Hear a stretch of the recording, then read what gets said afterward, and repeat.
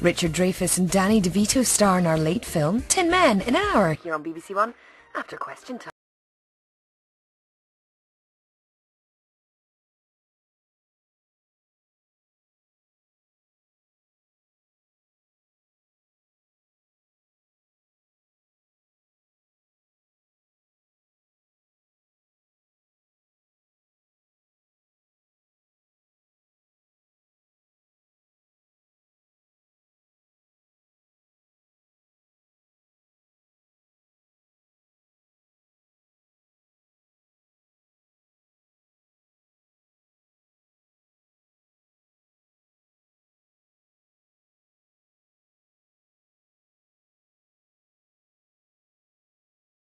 Welcome to Croydon.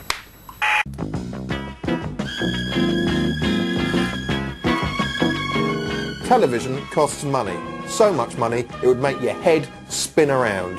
Even a programme like this, which is low budget in telly terms, costs around £47,667 per episode. £47,667 per episode. I don't believe you. Well, it does. And stop interrupting me. Sorry. Still, 47 grand, eh? Just imagine what you could do with that. It's not enough to do something sensible with, but it's enough to do something silly with. Or a car. Clothes. Definitely give some money to charity. Pay off my debts. Clothes. Book a nice holiday. Get this country. We should probably have just let them have it, to be honest. Anyway, outside the world of telly, that figure might seem astronomically high. So how does it break down? Well, even this sequence, in which all that's happening is I'm talking to you, this costs more than you might think. For starters, there's the camera guy. He's hired, together with all his equipment, from a facilities house. Furthermore, he's shooting on Digibeta, because it looks nicer than this. This is DV, which is cheaper and simpler to operate, but looks a bit bleary and grim by comparison. Oh, that's better. Anyway, the camera guy, the camera itself, and the sound man, costs around £850 a day. Here you go, you fleecing yeah, hope it chokes you. Then there's the rest of the production team to consider. We've got a series producer who keeps things all together, an assistant producer who assists him, 2 archive researchers who dig up old clips, another researcher who researches whatever it is that he does, a runner who has to fetch me a coffee every time I clap my hands. Run! A production manager who balances the books, a production coordinator who coordinates shit, and this man who we pay to stand in a corner of the office feeding banknotes into a shredder. Not now! And then finally there's me, the talent. Amazingly, this lot costs around £1,900 a day. Here you go, you useless sponging Then there's the cost of post-production, i.e. an edit suite where we chop everything visual together and add filters like this, or this. Make the picture do things like this, or add graphics like this. Because that's the sort of thing you modern telly-watching whippersnappers demand nowadays. There's also an audio dub so we can add voiceovers and mix it all together properly so it doesn't sound rubbish like this. Next there's clearance. Let's say I want to show you a clip from an old episode of Clopper Castle. I say. What goes up when the rain comes down? I don't know. What does go up when the rain comes down? An umbrella. Well, that's copyrighted material which has to be paid for. Unless actually you're showing it for the purposes of criticism and review, in which case you can often use it for nothing. Unfortunately, I'm not criticising or reviewing that at all, which means that old puppet nonsense has just cost the production £500. And it's not just moving images we have to pay for. Simply by holding up this copyrighted photo of former Environment Secretary John Selwyn Gummer, I've cost the production another 50 quid. I don't even want to.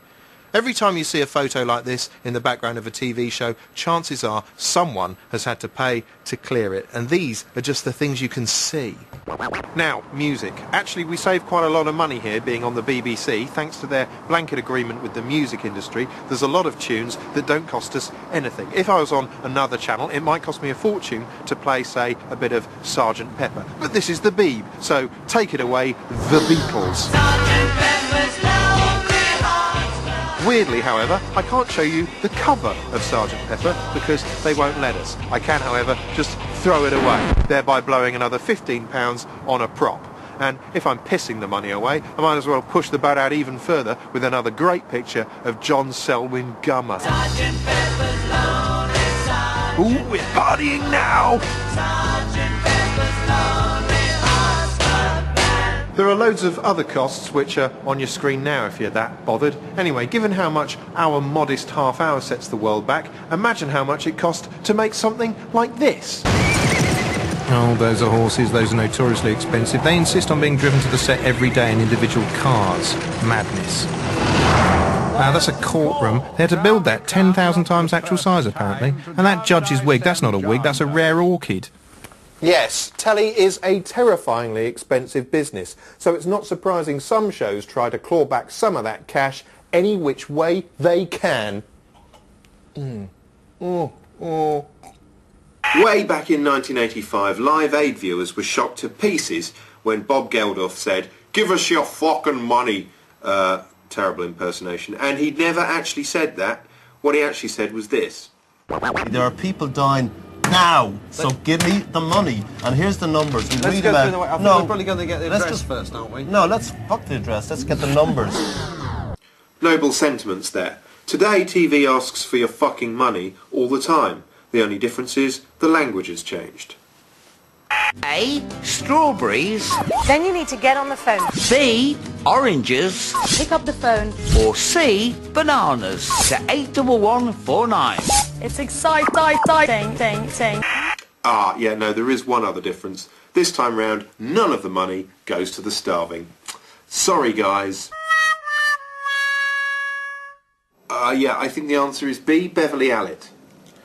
Premium rate phone-in competitions have been a TV staple for years now, but recently there's been an explosion in the sheer amount of money grabbing that's going on. You've got reality show phone votes. If Jason's your winner, then vote for him on 09011 21 4404. You've got music stations running high-tech versions of those playground games in which you used to work out whether somebody fancied you or not. This is a really good match for the two of you. Safe to say that's a match then. Then there's interactive muck. Call centres, basically, that you can masturbate to. Get that number, 0908 391 8000. It's going to be below us throughout the whole show. Beep, beep, I done text it and a bum come out. Option number 2 is Chardonnay, and option number 3 is Sarah. Her box looks like it's frozen. Her what looks like it's what? Those are aimed at idiotic men. For idiotic women, there's this sort of thing. Psychic predictions through your TV. Kerry up next says, will I pass my driving test tomorrow?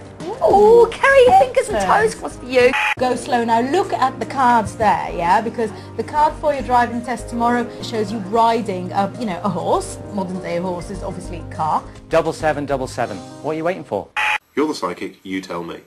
There are also dedicated quiz channels which are the TV equivalent of round-the-clock coconut shies. It's exciting when you think you can walk away with £3,000 for one answer. And there are TV casinos where you can play roulette while the presenters struggle with moral dilemmas. I was actually thinking about joining the army. Yeah? Yeah, I really was. What, you mean, going around... Yeah, doing the killing, obviously. Yeah. Still, at least that's vaguely real. Here's something that isn't. CGI race courses where you can bet real money on unreal GGs. Yes, come on, come on! Hey! The little horsey go for a ride round Pixelland. I suppose in today's kill-or-be-killed penny-pinching business environment, this sort of thing is only to be expected. But I also can't help feeling it somehow permanently alters the relationship between viewer and box, and not for the better. After all, the TV was once the centrepiece of the suburban living room, a fount of shared experience for the whole nation.